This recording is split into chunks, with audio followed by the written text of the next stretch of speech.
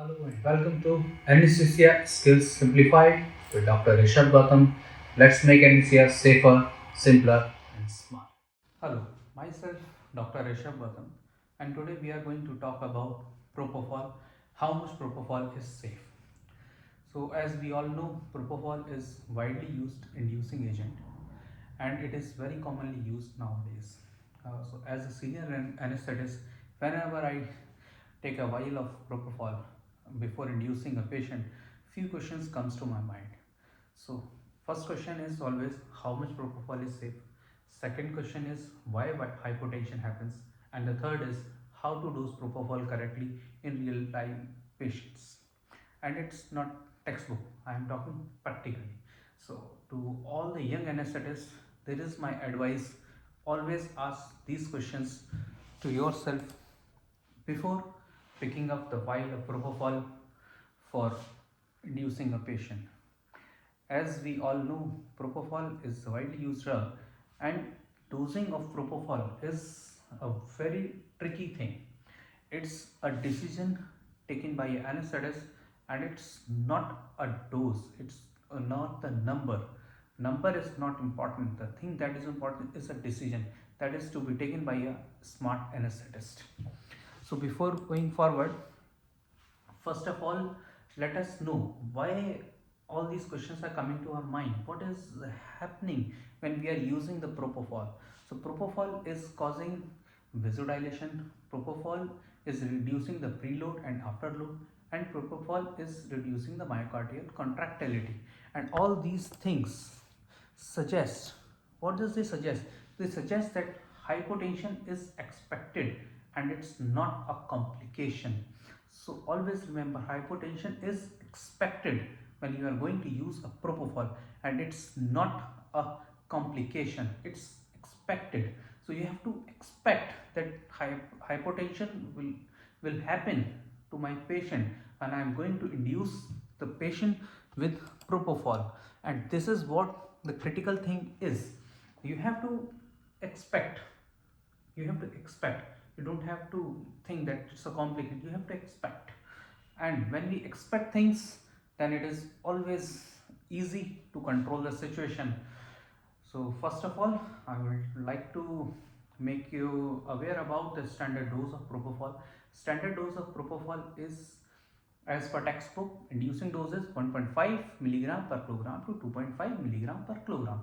But the real life truth is very few patients actually need 2 milligram per kilogram of the dose, and thus here comes our strategy.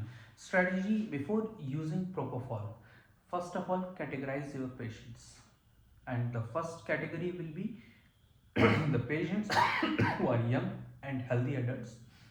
Maybe we can call them ASA grade 1 to 2 patients.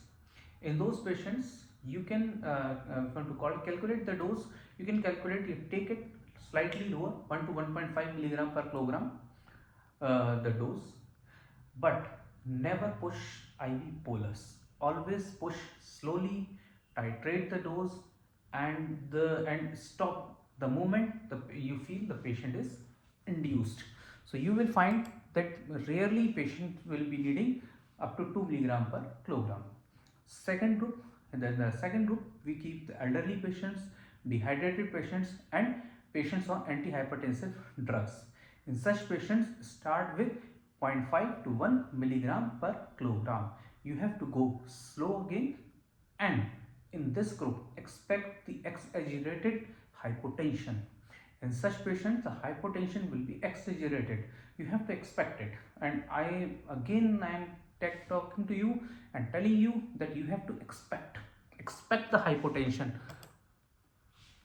In the group third, the third category will be the sepsis patients, the patients in the shock, and patients with trauma patients. And these patients, first of all, I would like to suggest avoid using propofol as an inducing agent in such patients.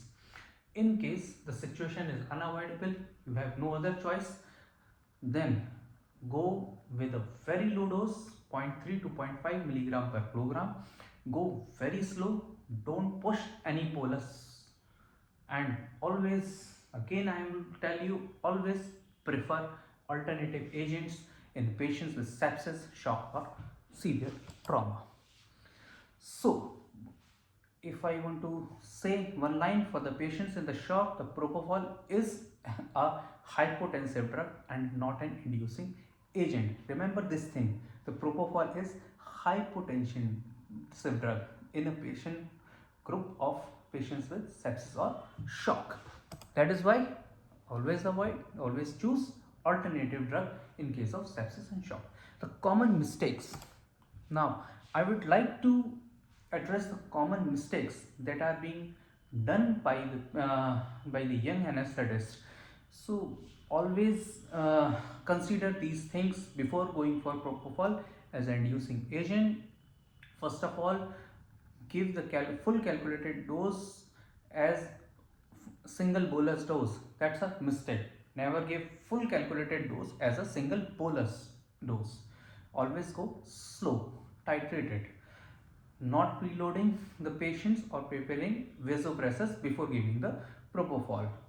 Third mistake, remember, whenever you are using propofol along with the fentanyl, now in this situation the hypotension will be more. So remember, propofol plus fentanyl is going to be more hypotensive than using propofol alone or using fentanyl alone. So remember these important points. These are the common mistakes that the young anesthetists usually do. So be prepared for these things. And before giving propofol, simply ask yourself few things. Is the patient volume depleted? Is the BP is already borderline? Or do I have noradrenaline or methyltramine already ready with me? Because hypotension is expected. It's not a complication. Remember it.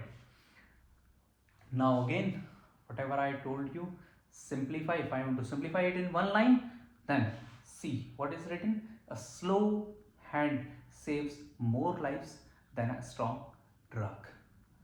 What I said? Slow hand save lives than a strong drug. So remember, you have to go slow. You have to titrate your dose. Never push hard. So remember the key points of today's topic.